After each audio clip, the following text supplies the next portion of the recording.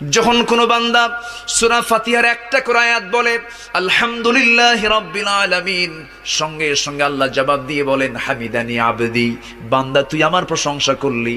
আর রহমানির রহিম যখন বলে আল্লাহ বলেন আসনা আলাইয়া আবদি।